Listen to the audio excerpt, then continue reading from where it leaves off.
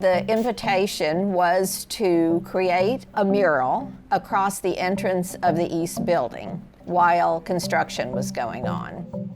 The other mission was the celebration of women in 2020, because this was supposed to happen in 2020, because it was the 100th anniversary of the 19th Amendment, which gave women the right to vote.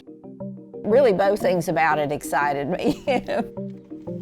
I used the blue background because blue has always seemed like a sad color to me. And colors are symbolic for me, so it is important. So blue was the choice. It's very, very important to me to have a really good sign painter, because in my text anyway, there is a certain authority that comes from it really being done well.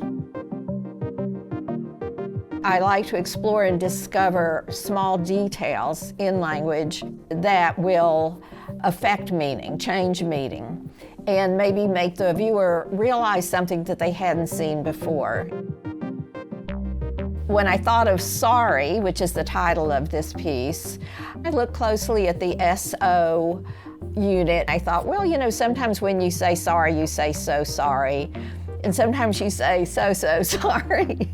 And then I started thinking about so.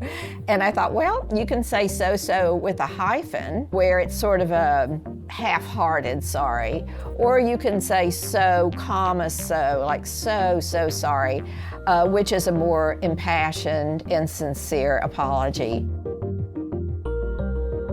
Who's saying I'm sorry? Is it art history and museums for overlooking women and not recognizing them for centuries?